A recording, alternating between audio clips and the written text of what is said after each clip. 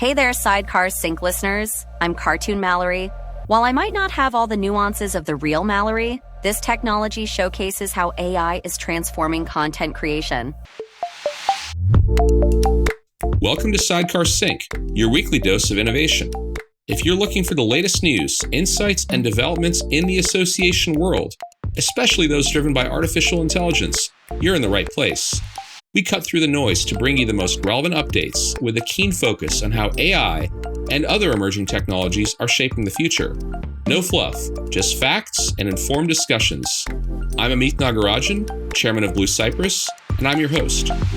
Greetings, everyone, and welcome to the Sidecar Sync, your home for content at the intersection of associations and AI. My name is Amith Nagarajan. And my name is Mallory Mejias. And we're your hosts. And before we get into today's topics, which are super fun, as usual, but particularly fun today, we're going to take a moment to hear a word from our sponsor. Let's face it, generic emails do not work. Emails with the same message to everyone result in low engagement and missed opportunities. Imagine each member receiving an email tailored just for them. Sounds impossible, right? Well, Rasa.io's newest AI-powered platform, Rasa.io Campaigns, makes the impossible possible. Rasa.io's campaigns transform outreach through AI personalization, delivering tailored emails that people actually want to read. This opens up the door to many powerful applications like event marketing, networking recommendations, and more. Sign up at rasa.io/campaigns. Once again, rasa.io/campaigns. Give it a try. Your members and your engagement rates will thank you. Amith, how are you doing today? I'm doing great. How are you? I'm doing well myself. I'm also very excited for this episode. I don't want to spoil it, but we've got some fun conversations and demos lined up. Pretty cool stuff. Yeah, you showed me some previews of what you want to show today, and I'm excited about it. Some really interesting implications for this next evolution in this technology. Yeah, I love that. I love that the impact of this technology will be transformative and just huge in general, but also that it can be so fun. And I told Amith before we recorded, I had a moment thinking, is this really my job to do this? Because I was having a blast. Amith, I'm curious if you can share with listeners, how has that content automation that we've been discussing for our AI Learning Hub for members version been going? It's really, really fun. It's a great project. We've been incubating this idea for quite some time now. It's been percolating really in our minds for probably over a year in total, but really in development for a number of months. And for those who haven't heard us talk about it before, what we're doing essentially is trying to attack the problem of change across two dimensions, essentially, for our learning content. So, and I think all associations can relate to this with their own learning content, is that learning content, the minute you create it, starts becoming stale because the information, it becomes out of date. And of course, we're in the world of delivering AI education. So when you're teaching people about AI, this stuff is changing so crazy fast, it starts to decay really, really quickly. And so we tend to re-record our content in the traditional way with, people like Mallory and myself and our other colleagues recording new versions of the same courses as well as new courses on a high frequency basis. And that's a problem because we want to be able to update our content even more frequently than we've been doing, which is roughly every 6 months we do a complete refresh. And we think it needs to be updated probably every month or two. And so there's that issue. The other dimension of change is that we're starting to partner with more and more associations where we take that learning content about AI and we adapt it for their industries. So we'll make it AI for X being whatever your profession or industry is. And we're doing this as a really exciting revenue share partnership with our friends in the association community. We're super pumped about it. And so, of course, that's another dimension of change because now you have all of the changes happening in AI, and then you have lots of variations of the content that essentially are like specific versions for different use cases and different vocabulary that are, of course, very important to make it really hit home for a given audience. And so we wanted to solve that problem. We wanted to make it possible to move really fast and do all of this at the same time. And so pre-AI, this would have been effectively an impossible task. But what we have with AI is the ability to generate high quality audio and high quality video, and then to be able to stitch that together in a way that ultimately results in us being able to fully automate our production pipeline of content from source material all the way to produced content on the LMS. So I won't go into more detail on it because that's not the point of today's pod, but it is something I'm really fired up about. We're excited to, over the next 30 days, we're going to start putting some of the content on our Learning Hub that's generated by this tool and starting to get some feedback. We've already gotten some informal feedback from folks, and it's been super positive. So very, very excited about that. And I think hopefully it'll serve as inspiration for what associations can do as well. Yeah. Yeah, and it kind of fits with today's topic too, because we're talking about image and video, and I do have a question in there. Maybe we'll want to start integrating some cartoons into the AI Learning Hub potentially. That sounds like fun. All right, today we are talking about some fun topics, as Amith said. We're talking about ChatGPT's 4.0 image generator and Hedra, which is a company I was not familiar with until I demoed it for this pod. And then we'll also be talking about Disney robots. I'll explain more on that in a bit. But first and foremost, ChatGPT's 4.0 image generation feature is OpenAI's latest advancement in generative AI for now, offering users the ability to create and edit highly detailed and realistic images directly within the ChatGPT interface. So here's an overview of some features and functionality. It excels at creating photorealistic images, editing existing ones, and rendering text within images, an improvement, major improvement over earlier models like DALL-E. It supports multi-turn conversations for refining images, allowing users to iterate and improve their creations. Users can specify details like aspect ratios, colors, using hex codes, or even request transparent backgrounds.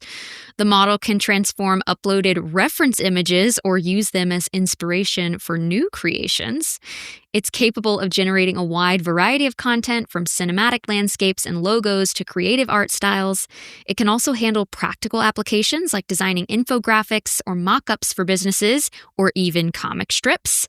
The tool is available now for all users, including those on the free tier, though free users are limited at this moment to generating 3 images per day. Paid subscribers, the Plus and Pro plans, gain enhanced access with fewer restrictions. I want to take a little pause here before we talk about Hedra, Amith. I know you have done some experimenting with the image generator that we talked about recently. You built a comic strip. What was your experience like? Yeah, so I did this the night that this product was announced by OpenAI. And in fact, I posted this comic strip on my LinkedIn. We can link to that in the show notes. But if you follow me on LinkedIn, you can go to my profile and see it. It's by the time you listen to this, it might be a few weeks old. But I thought it would be an interesting test because I wanted to take some concepts from what we talk about a lot in the association world and see if we could create something kind of sort of funny, but really also see if could the image generator like stitch together several panels in a comic and actually keep the scene like logical, where you're not like having different characters appear and disappear, and put in text. As you mentioned, that's been the big hole in all of these image generators. None of them have been able to do really high quality, reliable text, and that's been a big hole.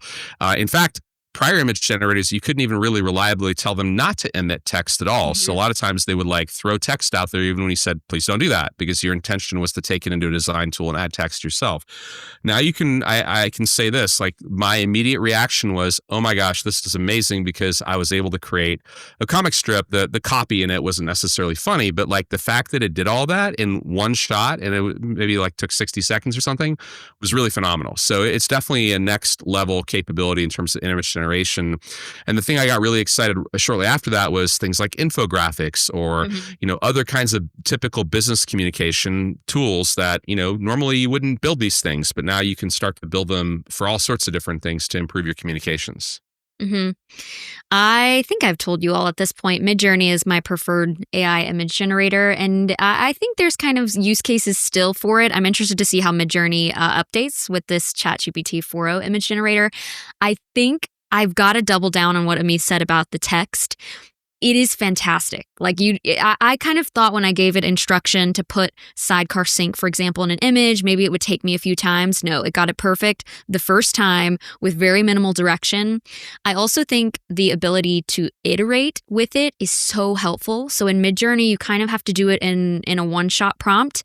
You can do like subtle variations or big variations within Midjourney, but you kind of have to get the prompt right the first time. But with this one, you can go back and forth and say, oh, could you brighten up the colors a little bit? Can you do X, Y, Z? So it's much more user-friendly. I find that it still has an AI look, if you know what I mean, Amith. Like you can now tell which images have been generated with GPT-4o. But overall, I'm really, really impressed with this. I still think I will use Midjourney maybe for more realistic images. But in terms of creating cartoons, I'm very impressed with 4o. Well, I think that's a great use case because cartoons are a fantastic way of making people remember stuff, because especially if the copy in there is well written. And of course, we know language models can help you quite a bit with that. And right. That's interesting. I do want to point out one quick thing before we move on about the 4o image generation that is a little bit of subtlety that might not be obvious to everyone, is that up until now, the tools like ChatGPT that have had image generation as one of their features as part of like a language model interaction have actually been calling out to a separate image generator model whenever they need to generate an image. So in the case of OpenAI and ChatGPT, they would use DALL-E 3 under the hood. So you could basically use DALL-E from ChatGPT. Now, actually, if you remember a little bit earlier in time, you didn't have that ability to generate an image. You'd have to go to a separate page for DALL-E, and you would prompt it directly. And with DALL-E 3, they embedded it in ChatGPT. And in fact, ChatGPT rewrote the prompt to DALL-E, but it was actually calling a different model. And the DALL-E model, the point is the DALL-E image model had no idea about anything about the conversation other than the enhanced prompt that ChatGPT sent to DALL-E. So that's how it worked up until the moment in time when we got to 4o. Now, when OpenAI released GPT-4o and later the ChatGPT that used it, people are like, what is this 4o? People call it 4.0, which, by the way, is not the name. It's 4o. And O stands for Omni. And the intention behind it is it's Omni-Modal, right? And that means that multiple modalities in, multiple modalities out.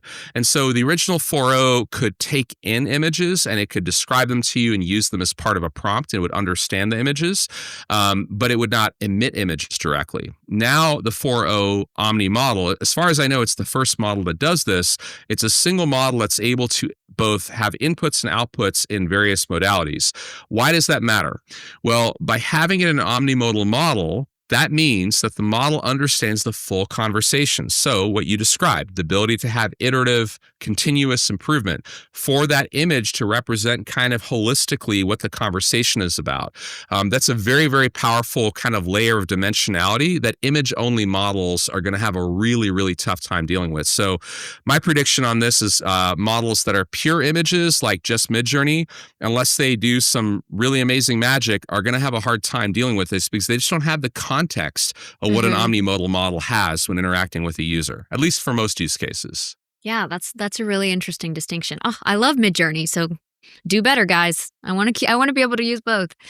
All right, I want to introduce kind of a subtopic to this topic, which is Hedra. So Hedra is an AI company specializing in generative video creation, founded in 2023 by 2 Stanford PhDs with experience at Nvidia, Google, and Meta.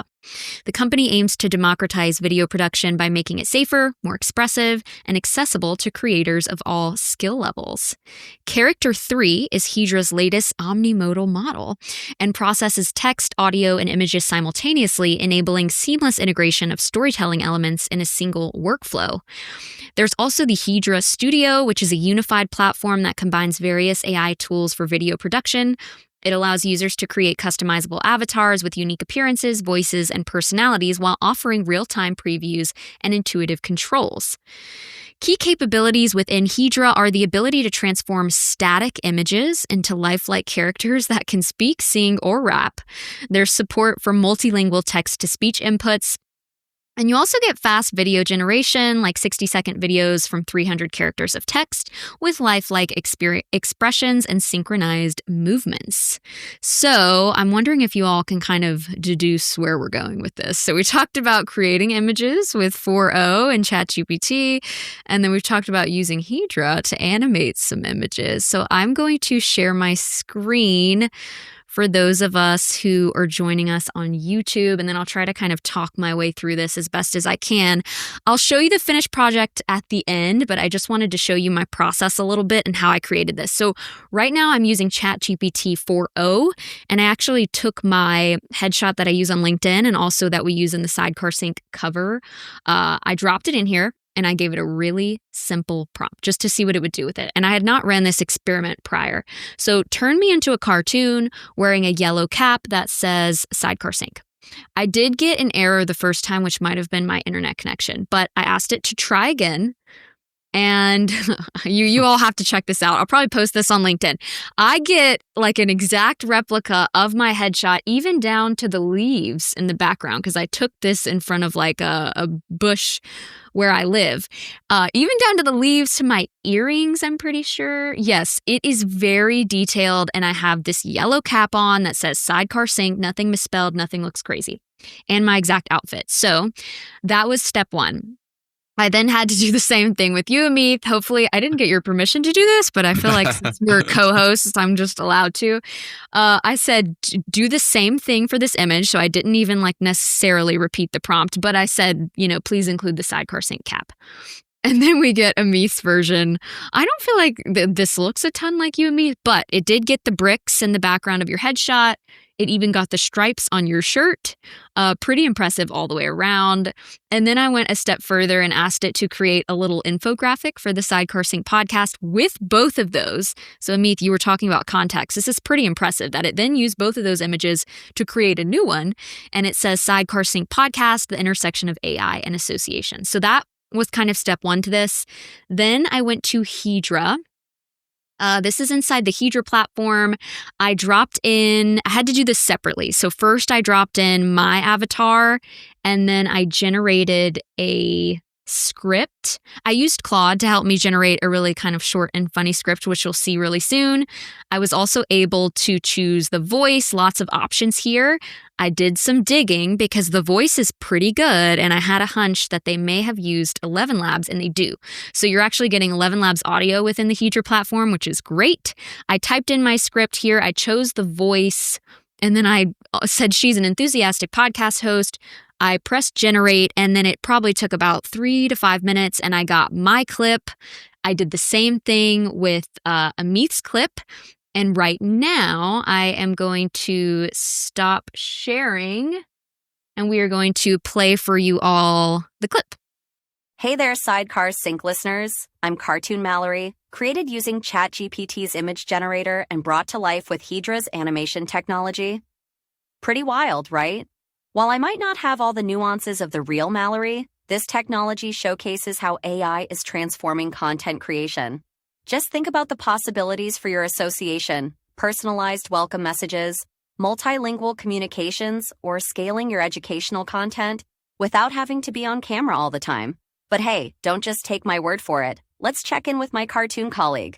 Cartoon Amith, what do you think about this technology? Thanks, Cartoon Mallory. I have to say, being a cartoon is quite liberating.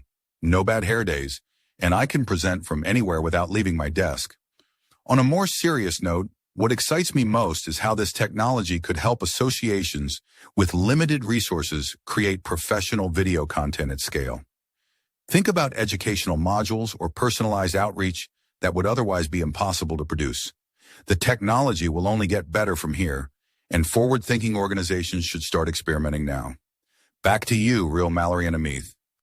Amith, what did you think when you saw Cartoon Mallory and Cartoon Amith? It put a big smile on my face, and it was so funny. I knew that you were preparing for this pod and working with these kinds of tools. I'm like, that's so awesome, because it's fun, and fun things obviously are enjoyable, but they also really open up perhaps a creative avenue that you might not otherwise choose to exercise in some ways. And you think about like, oh, the association's in a serious business, but Right. like, yes, you are, but your members also like fun stuff. And you also can think of this as like, okay, well, what else can you do with this? And maybe it's not always cartoons, but I think cartoons can be a very powerful way of communicating something important, something serious, but in just a really expressive, interesting way. But what you showed earlier, I think, is really interesting, and it ties back to what I was describing about Omni-Modal models really well, that you had this conversation. It was just natural conversation that you were having with the model. It knew what you had said earlier. It knew what it generated in terms of the images it outputted. It knew about your input images. It just all blended together. So we've said on this pod a number of times that at some point, it won't be this kind of model, that kind of model. It'll just be like AI or AI model, right? And all these models kind of blend together. And that's kind of where things are going. So it's pretty impressive what you're able to demonstrate. And if you think about where we were even maybe 6 months ago, I don't think either of us would have predicted that we'd have it this quickly, that this level of capability would be in our hands, and it's essentially free. Yeah. And I'm pretty sure, was it last week or the week before, Amith, on the podcast, I'm just not sure if it's out yet, we were talking about the next step will be creating a video version of these cartoons, and literally it was already available. It goes back to the idea of breaking our brains. We've got to just constantly challenge ourselves. Totally.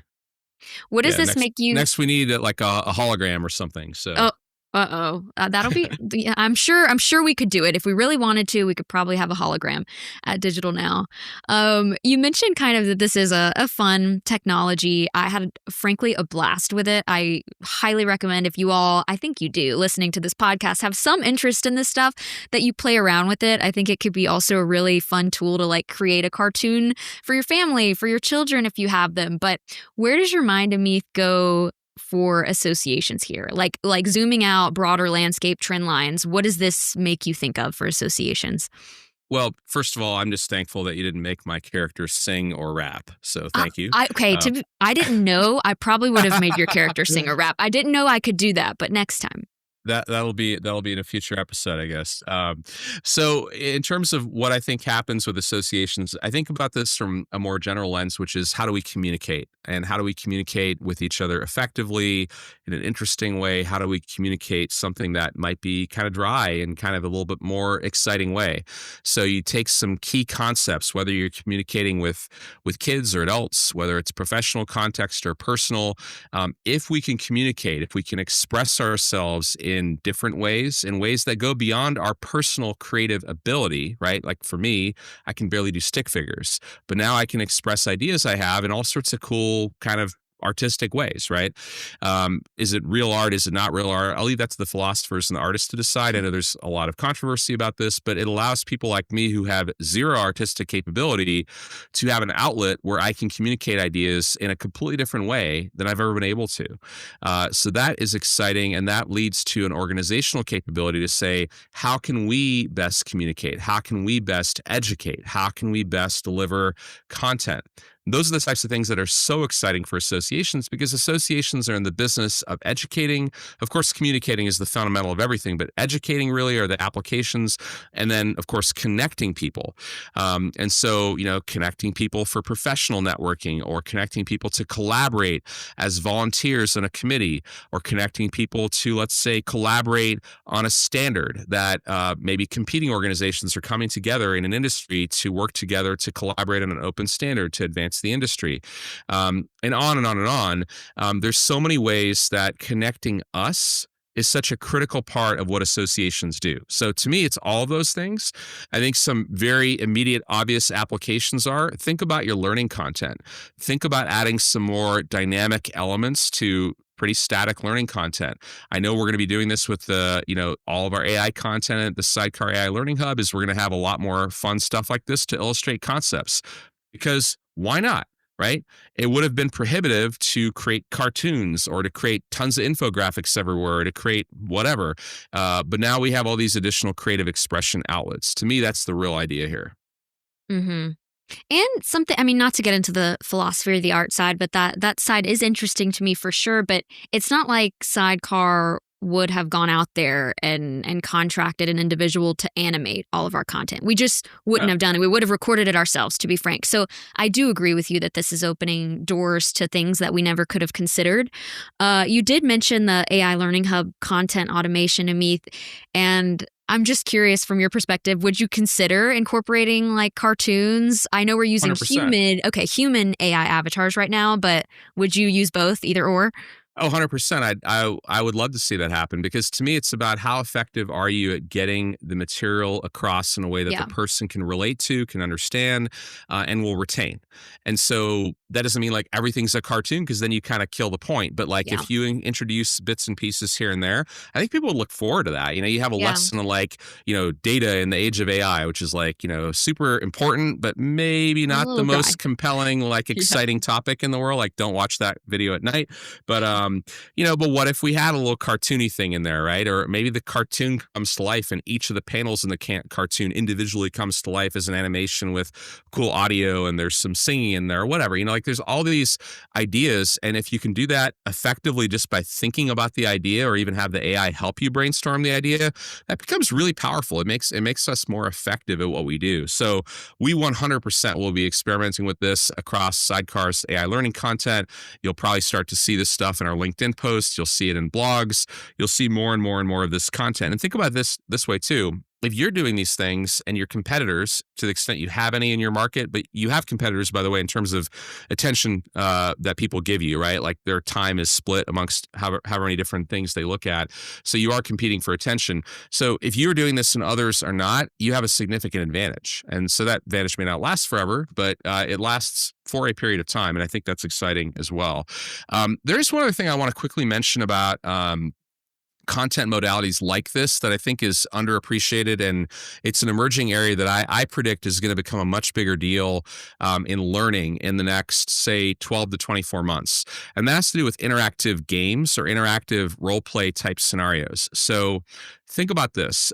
If you were developing a learning module for your members and, most of it's, let's say, one-way, single directional content like pre-recorded videos or, downloadable assets they could read, worksheets, that's all great. And there's like a bulk of content. But sometimes you say, hey, this particular concept is so important. We're going to have some kind of interactive learning exercise, right? And a lot of times these things are frankly pretty lame. They're not very interesting.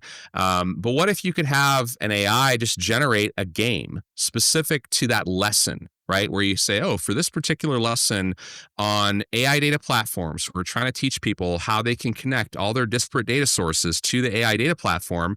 Let's give them a game of some sort. And we don't even specify what, but we go to Claude 3.7 or we go to Gemini 2.5 Pro, both are outstanding at this task. And we say, we have a learning module that has this kind of content. We want you to think up of 5 ideas for games that will reinforce these concepts. And then not only will it give you those ideas, but it'll actually build game for you. And in an interactive artifact in Claude, you'll be able to play the game and see if you like it. And if you like it, you can literally copy and paste it into your LMS. So the opportunity, and of course, you could have done this in the past, but that production budget for what I just described probably would be 6 figures for a single such game, right? Maybe higher. And now all of a sudden it's essentially free. So it's again, the thematic concept here we're talking about, the broader stroke is going from scarcity to abundance. And that's extremely powerful. Mm-hmm. And if you're still a skeptic of delivering rather serious information through fun mediums, I've got to shout out Ningio, which is the company that we use for cybersecurity training. And all of their lessons are done with cartoons. And obviously, cybersecurity is quite a serious topic, but they're really good. I enjoy watching those videos. I get a lot out of them. So be open-minded. All right, topic 2 for today is another fun one. I'm calling this the fun episode because we're talking about Disney robots. So Nvidia, Disney Research, and Google DeepMind have announced a collaboration to develop Newton, an open source physics engine designed to simulate robotic movements in real-world environments. The announcement was made by Nvidia CEO Jensen Huang during the GTC 2025 conference, or GPU Technology Conference in San Jose, California. This partnership aims to revolutionize Disney's next-generation entertainment robots, including Star Wars-inspired BDX droids, which are set to debut at Disney theme parks worldwide starting in 2026. I'll add an aside here. If you haven't seen this video on YouTube of the keynote where he brings them on stage, you've got to check it out. They're adorable. They're not scary at all. They're really cute. Some key features of Newton. It allows developers to program robotic interactions with various objects like food items, cloth, sand, and other deformable materials. The engine is designed to make robots more expressive and capable of handling complex tasks with greater accuracy. Newton integrates with Google DeepMind's robotic tools, which simulates multi-joint robot movements. Disney plans to use Newton to enhance its robotic character platform for lifelike and interactive robots. The BDX droids showcased during the keynote represent just the beginning. Disney Imagineering SVP Kyle Lachlan stated that this collaboration will enable the creation of robotic characters that are more engaging and capable of connecting with guests in uniquely Disney ways. Beyond entertainment robots, though, Newton has potential applications in industrial robotics, AI-driven humanoid assistants, and manufacturing systems. It addresses the sim-to-real gap, enabling robots to learn from simulations and adapt their movements for real-world conditions. In addition to Newton, Nvidia unveiled Groot N1, an AI foundation model for humanoid robots aimed at improving perception and reasoning capabilities. The company also introduced next-generation AI chips, Blackwell Ultra and Rubin, and a new line of personal AI computers. So, Amith, this is another fun topic that I think still has quite serious implications. We've been keeping an eye on robots basically since the inception of the Sidecar Sync. Why do you think that's important for our listeners to keep an eye on? Well, everything we talk about with AI is in the digital world. And so when we have robotics, we're able to connect AI with the physical world. Or put another way, it's going from bits to atoms, right? So it makes it real in our minds, and it becomes physically real to us, right? So I think the applications are enormous. There's a lot of things in the world that are not solvable purely with digital solutions. As much as we say that we want everything to jump on digitization and therefore jump on the back of Moore's Law and the internet and now AI, there's certain things that don't work that way. Like, how do you take care of an aging population? How do you take care of more and more people that need medical care who either can't afford it or we don't have enough doctors and nurses to go around, right? So that's one application that I think robotics is going to be very, very interesting for. And there's other things too, like think about all the different things that you have happening in your house. Either, you don't want to do your own laundry or perhaps, you can't, right? What about something to help you do that that's affordable and scalable and all that? So there's a lot of things in life where robotics will be extremely powerful. I think the consumer-facing stuff is interesting because if you think about advanced robotics thus far, it's either been like demo videos that you've seen at shows or online, or you've seen them in industrial settings. Robotics has been a thing in much more of like fixed location robotics, where you have like a robotic arm doing auto manufacturing or something, but nonetheless robotics. But those robotics were like kind of pre-AI in the sense that they were much more like specifically programmed to do very, very specific tasks. Whereas part of what has been announced here that's kind of under the hood, if you will, of the cute Disney robots is this physics engine and this new foundation model for robotics that integrates with all the other work that DeepMind's done, which is this interesting throughway collaboration between obviously a consumer brand that's pioneering in this kind of stuff with Disney, Google's DeepMind, who have some of the best AI researchers in the world, and of course Nvidia, who's done tremendous things with compute and hardware. So it's worth watching, and I think that the ability for a platform like this to be available for other people to build on top of is also what's exciting, because there will be a proliferation of robotics if you can make it easier and way less expensive for anyone who has an idea for robotics to just build on top of a generalized robotics platform, which is what Nvidia and Google are after. Disney's after, cute robots in the theme park to get people to come to Disney World and other applications as well in movies and so forth. But, ultimately for Google and Nvidia, they're after a generalized platform. Mm-hmm. So would it be fair to say maybe robotics will have less of an impact on internal associations operations, but maybe a huge impact potentially on their members? I don't know. I mean, I think it depends on like anything where the movement of something in the physical world is necessary could be something that robotics helps with. So, Okay. I don't know if there's certain associations that have, inventory in their office or whatever they're doing, probably less and less of that these days. But I definitely think in the field where people are working, in fields that are fundamentally like, people facing or industrial settings 100%. But I think this is going to affect all of us in our daily lives a lot faster than we probably anticipate. I wouldn't be surprised if by the end of this decade, it's fairly commonplace, but still probably a little bit on the expensive side, but fairly commonplace still to have some consumer type robots in the household doing some basic tasks. Wouldn't surprise me at all. And if they're cute enough, like the Disney robots, people might be accepting of those. I might get one. If it does Yeah, my I mean, laundry and it looks like that, I might be open. We'll see. yeah. Well, I mean, I think robotic companions have existed for a long time. Like, I know it's a big thing in Japan. Sony had a companion robot dog like 2 decades ago. Of Oh, course, it didn't yeah. do very much, but it was cute and it sold pretty well. And there's been more and more advanced versions of that. And then there's the other thing to remember is, we're talking about something that we thought would be, number one, it's interesting to our audience, probably interesting to most people that this is going on. And then this is in addition to and on top of all the other advancements in humanoid robotics that have been going on. We've talked about that a little bit on this pod.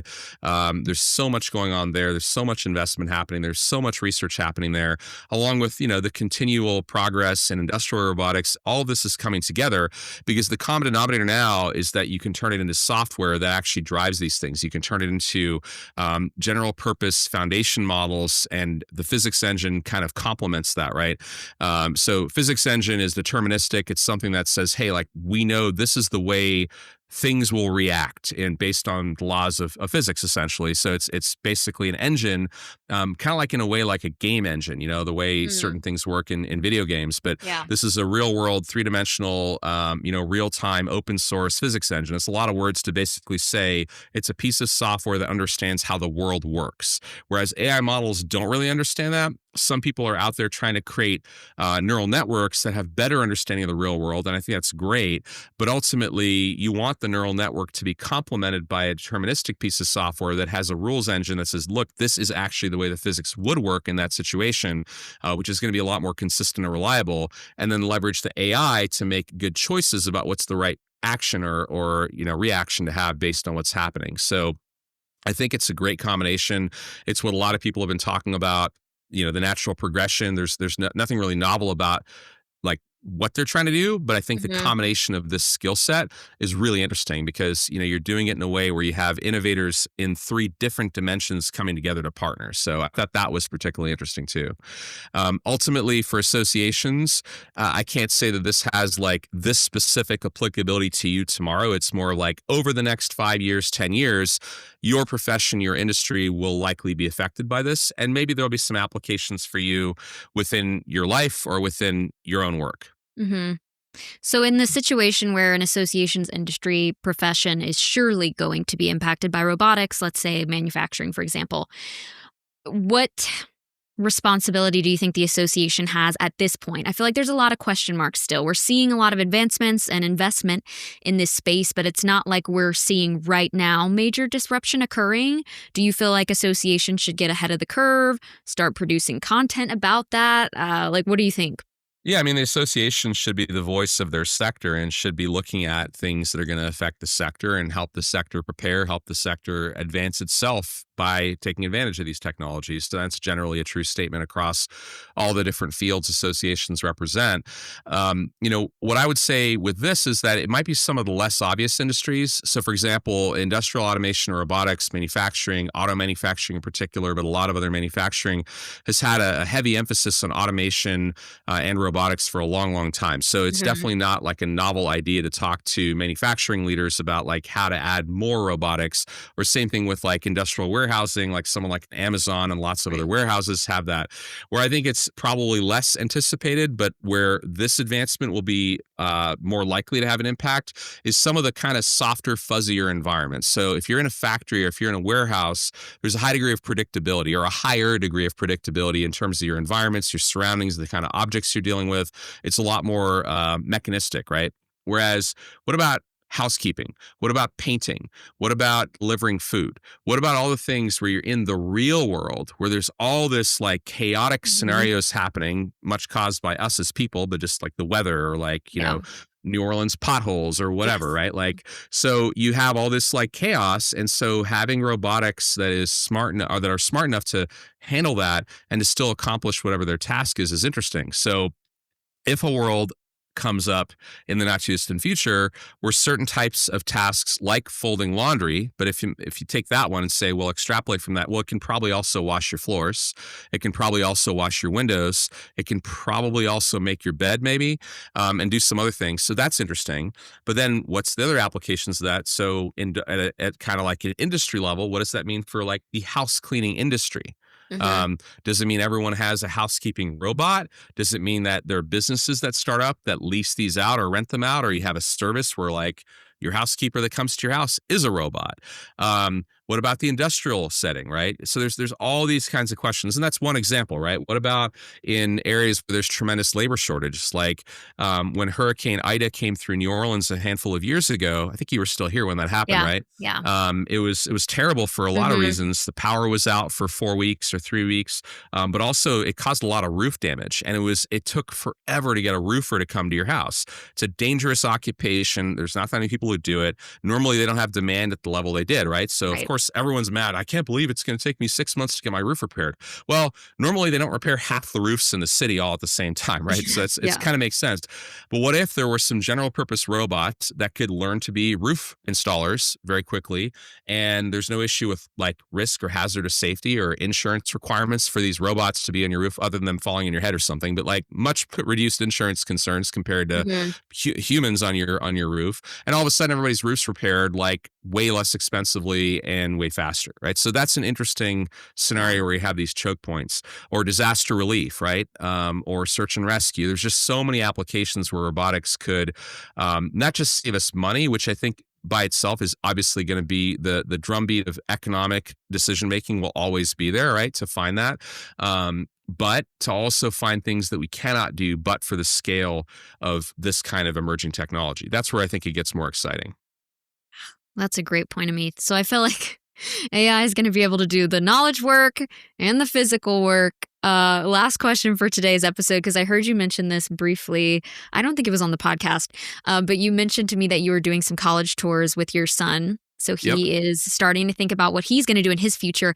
Amith, what are you recommending to your children in terms of like career paths that they go down when we're having these kinds of conversations?